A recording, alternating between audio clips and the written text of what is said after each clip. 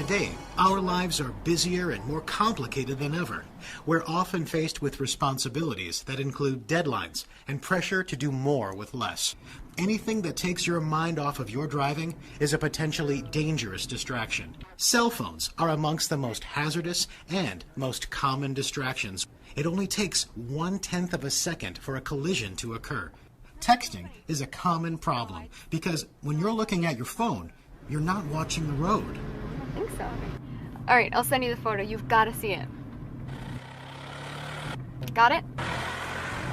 No!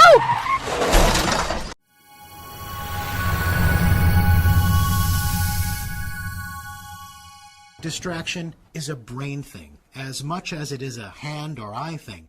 Our brains cannot perform two thinking tasks perfectly at the same time. The human brain treats driving and simultaneously carrying on a conversation as two separate functions, causing the brain to switch back and forth between the two. In other words, we cannot do both of these tasks safely at the same time.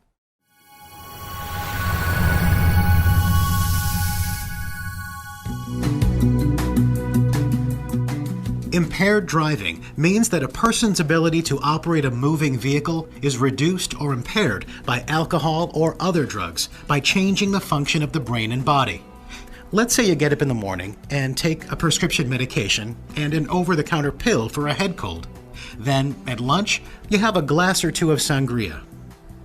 If after lunch you take your cold medication again, you may experience the synergistic effect of all those drugs and drinks working together.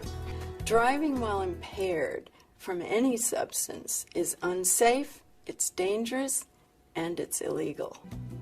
The dangers of being an impaired driver, reduced brain function and response time, drowsiness, and the increased effects of synergism not only affect you personally, but could have catastrophic consequences for other members of our roadway community.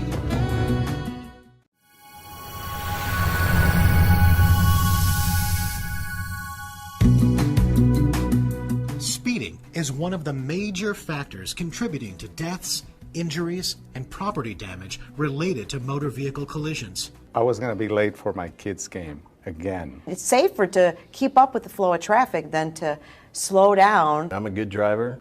My car's capable of doing 150 plus. I can usually handle going over the speed limit. It's just a speeding ticket. I don't see what the big deal is. There's nobody around, so I just go as fast as I want. I think we all have relatives or friends that have been in traffic incidents. My nephew, his fiance was killed in an auto crash. One of the worst things that could happen is if one of us, because we were speeding, maybe we don't get into an accident ourselves, but we cause somebody else to react that gets them into a fatal accident. So we better become part of the solution. What if it's your own son or daughter? You've got to live with that the rest of your life.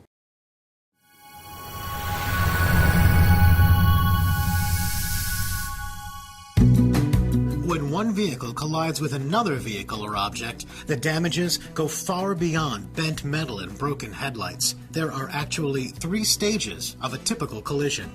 The vehicle itself is the first to take the impact of a collision. Following the vehicle crash is the human crash. If the occupants are not wearing safety belts, they will continue traveling at the same speed as the vehicle was traveling. The internal organs are still moving, hitting other organs or bones in the body. If you're lucky, the only damage sustained will be to your vehicle.